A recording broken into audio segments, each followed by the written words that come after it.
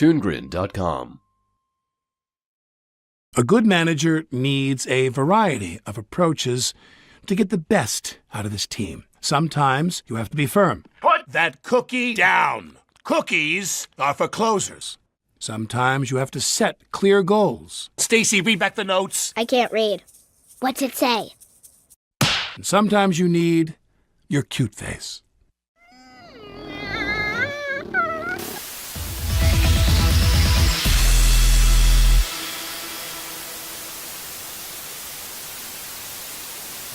Hello and welcome to Watchin Stuff, the show about watching stuff.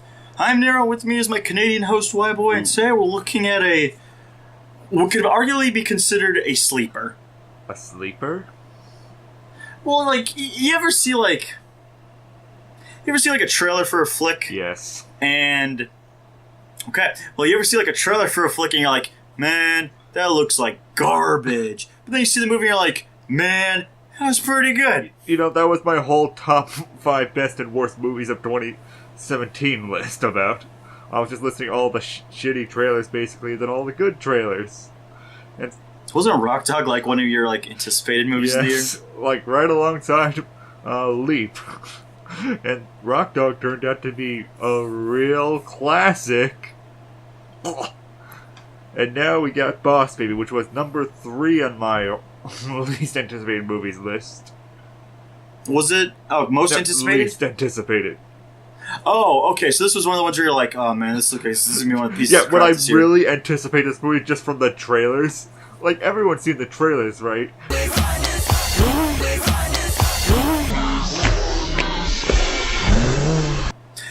Yeah. But let's get into this. Boss Baby. For those of you who don't know, this is a DreamWorks film. It is actually being adapted. It's from a children's book of the same name. Actually, that's the thing I gotta bring up too. Love the fact that one of the major posters for this movie is the cover for the book, just done in CGI. It is interesting. Like that's pretty cool. I gotta say too, like I gotta give props to Marla Frazee. She's the author of the Boss Baby book. Her book came out in 2010. 7 years later, feature-length film. How cool is that? That is really interesting. Now she can just slap on all of her books just based off the movie now, or not based off. Like it's made into a motion picture now. You know, made into a feature animated film. Kudos. Yeah. I mean, like in an era where Disney basically. They don't seem to like adapt with their animated division. They don't seem to adapt movies necessarily from books. They seem to more or less go for fairy tales, mostly fairy tales. Fairy tales, poems, that sort of stuff. Yeah, so it's like it's really neat that we have somebody that's like, oh, what's a good book that we could adapt for a film, and that people might enjoy. Now, I'll level with you, Boss Baby is an interesting choice. Yeah, very interesting choice. I mean, the trailers, it looked dumb. Even the name sounds dumb. So dumb. No one was thinking that this could have been anything. Just Alec Baldwin's The Boss Baby. Just from that name alone, it was just sounding like, oh, God, it's going to sound like all hip, all cool, and all that sort of stuff. It felt like, again, like I told you this earlier, where I said, I swear to God, like the people who made this movie, the people at DreamWorks were like, let's, approve this idea. I swear to God, someone was just watching 30 Rock on like their Netflix, and they saw Alec Baldwin, and they were like, we need that guy. Well, it's business drunk. It's like rich drunk. Either way, it's legal to drive. We need him. It's gotta be a movie. It's gotta be a movie. Yeah. So Boss Baby, it's an interesting film because the plot is a little bit kind of all over the place, but also sort of linear. Yeah. It's very creative. It starts off that we have this boy named Timothy Templeton, which great use of the alliterative name, and he's an only child. He's with his mom and dad, and no, it's not like the Storks, where the parents neglected the fuck out of that Let's kid. make it a drinking game. Every time we mention Storks and Watchin Stuff, take a shot. Oh, jeez, that's gonna probably be like the new standard. Storks are so fucking bad. But like, it's cool because like Timothy is this little kid, and he's content. He's got a family who loves him, hardworking parents who work for, I advertisement firm, I believe is what they an said. advertisement firm for Puppy Corp. Yeah, for Puppy Co. Because that's a thing too. We'll get to that in a few minutes here. But like, the idea is that eventually this baby shows up, and this is where it starts to sound really fucking stupid. The idea is like this baby shows up, and this baby is on a mission because this baby works for a corporation of babies. God damn, like the more you say it out loud, the dumber it sounds. Who is in a secret war between babies and puppies. You see, babies aren't getting as much love as we used to. Why? Behold our mortal enemy, puppies. Aww. No! That's exactly the problem. This is war. Because the cuteness of puppies is taking away love from the babies. Now, I know what everyone is thinking right now. Everyone's thinking, oh, this is dumb. I'm just going to close out of this video. Don't do it. We need the potential ad revenue. Yeah, potential in quotes. I'm tired of eating delicious, succulent rats for dinner. I don't have Boss Baby money. But, yes. We know what you're thinking. That premise sounds really dumb, Nero and WHYBOY. Yeah, it does. It does sound really dumb. But the one thing this movie has going for it, it actually has the imagination to make this idea very visually appealing. Which it does. Which you would be able to tell from the trailers, because like I said before, it's basically the 20 minutes of the movie just scrunched into the actual trailer. It's not even like the trailers, like even the first act. It's just like someone took the first 20 minutes. And part of it was literally, they just took the montage scene, played it, and then slapped a logo at the end. Yeah, it's just that uncreative of it. And actually, it's a detriment to the movie because they take out every single creative scene from the 20 minutes. And just, oh well, let's take all the uninteresting ones and place it out there. That will definitely entice people to watch it. The best part about this movie has to be that it's established from the opening shot that Timmy has a very active imagination because he's a 7-year-old kid. So the way he's perceiving the world and everything, we see it from a 7-year-old child's imagination, but electrified. So everything is hyperactive. And not in an annoying, loud bells and whistles way, but there's a part where he sneaks down the hall and he sees himself as a ninja, and then the animation changes to being using negative space. So everything is black with highlights of red, and we get to see the ninja silhouette. And that's really cool. It's really, in a lot of ways, this is a very experimental DreamWorks film, which is cool because that's sort of what the studio is arguably best known for, is that it's very experimental in how they make their films. Shrek was such a different film than what we were used to when it came to terms of animation quality. When you go to How to Train Your Dragons, it mostly used the 3D space in the most interesting way to make the dragons fly around. And in this... Or just the annoying of 3D, because that's still sadly a thing. But in Boss... this movie only did one scene. Well, one scene that was annoying 3D, and that was just some spittle going towards the screen. Yep, definitely that gross out humor really gets those kids chuckling in the scenes. Yeah, I don't know why so many people think that shit works. Because it does work for some kids. We were all those stupid little kids that basically saying fart joke, spittle joke. But basically what this movie does well in the experimental side is basically with its animation. It definitely has the most contrasting colors and such with the imagination scenes, and definitely with the overtop nature they do in the actual, I would say, ordinary world, I would say. Yeah, and that's actually the big thing I do want to bring up about this movie is it's established that a lot of the stuff that happens is because Timmy has a hyperactive imagination. And in the opening act, when we see the Boss Baby, I was perceiving it that was how Timothy viewed the Boss Baby arriving. It was a grumpy little CEO who bossed people around, who told them what to do, took all the attention. And I thought it was just from a 7-year-old's perspective, because now he's the firstborn child, yes, but he's also the eldest. He doesn't need as much attention as a baby would. Yeah. And then the movie just says, nah, there really is a baby with the voice of Alec Baldwin. That's a legit thing that just showed up one day. It's not in his imagination. And it just sort of hits you like, Oh, that's weird. Yes. This is a little weird. Yeah, I mean, you guys set it up in such a way where, like, I thought this was all just in Timmy's imagination, and that's why we're seeing it, because we're seeing it from a child's viewpoint. No. Yeah. It didn't even ruin the movie for me. It was just sort of a, Yeah. huh. Yeah, the way I perceive that is Look at basically the 20 minutes of the movie is basically what the original book was about. It is sort of that thematic idea of a children's idea of when a baby comes in. The boss and the parents, making them stay up late, making them all go to the meetings, like food, changing the diapers, and such like that. And in that sort of sense, I feel that makes this book adaptation really strong, because they got the adaptation out of the way as soon as possible, and now they have the rest of the movie to build on top of that.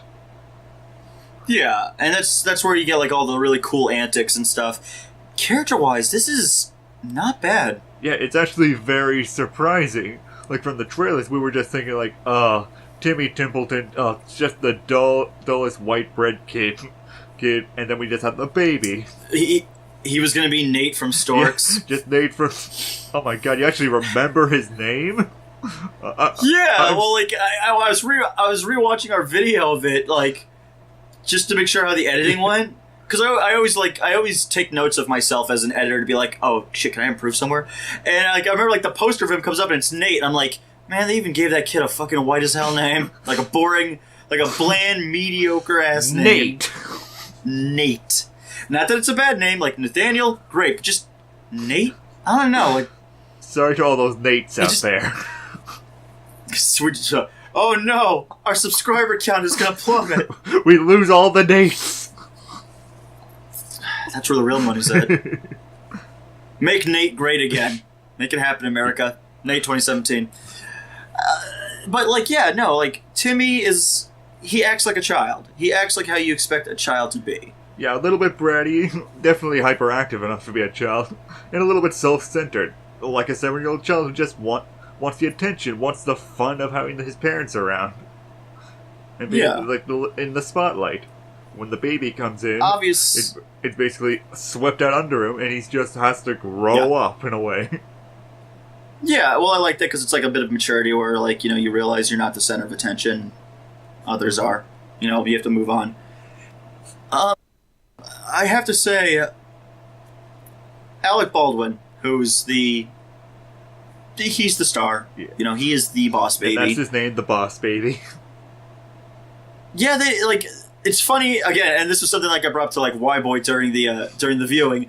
When we were sitting there, like, well, you know, when we ended up watching it and we were, like, reconciling our thoughts, I remember saying at some point, why do the parents just call it the baby? Yeah, that...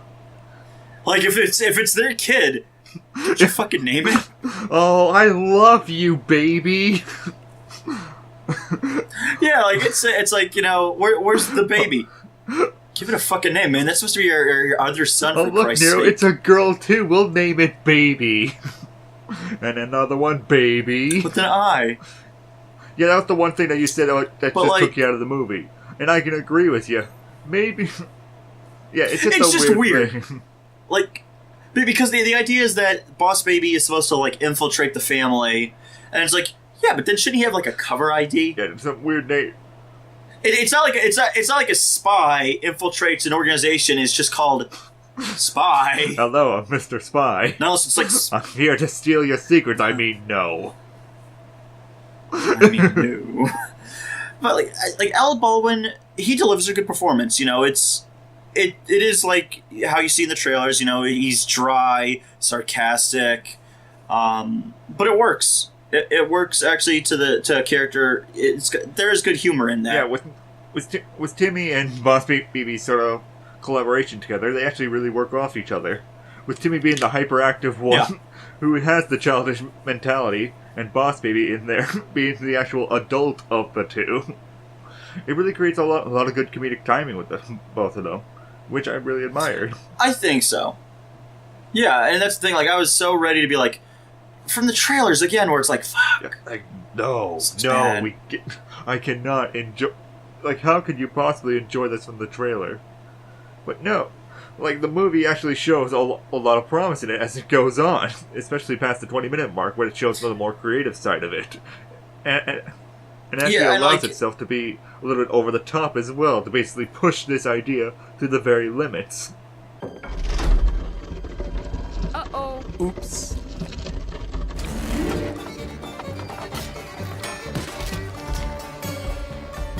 I feel like we should run. I know, but it's just so mesmerizing. I kind of want to see how it ends. Yeah, me too.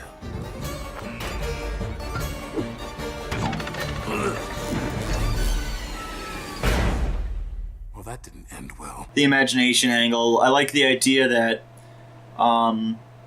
the bad guy's plan is to like utilize. What do they call it? Yeah, Forever puppies.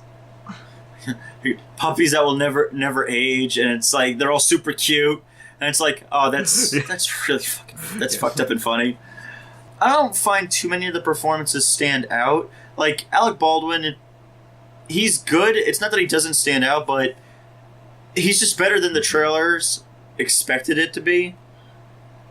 The parent characters are honestly the worst fucking thing about they're this sort movie. of like throwaway performances in a way, because they're just mainly just to be a plot device for what Timmy and the baby are sort of almost fighting over. Like, they got Lisa Kudrow and Jimmy Kimmel to play the mom and the dad. Oh, Lisa Kudrow, I loved her. It's...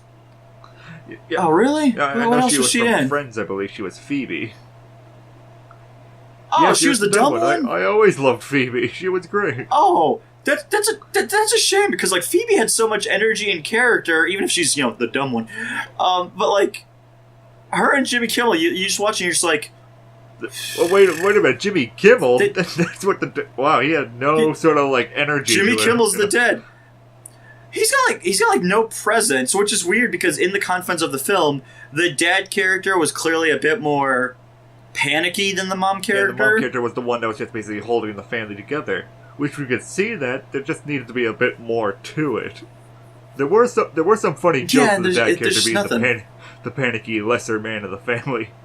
Like, yeah, and like that was kind of funny because like the mother was more thought oriented, more on the ball, and the dad was a little bit more panicky. But like as a whole, though, the parents were just like they were like background dressing, and it's kind of weird because they're part of the central point of like the conflict.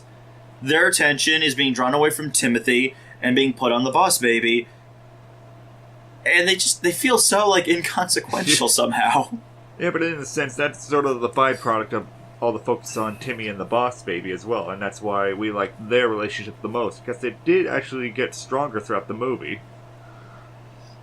Yeah, I mean they still did the cliche film thing where there's an argument in the third act, so they split just so they have to reconcile. Like they did it in Shrek, they did it in Megamind. Pretty certain they did it in How to Train Your Dragon with the dad. I think the dad had a conflict with the son. It's a little bit different here because, like in Shrek, it's just sort of like the liar revealed sort of thing. They were just like, "Oh, I heard it wrong, so I have to go away now."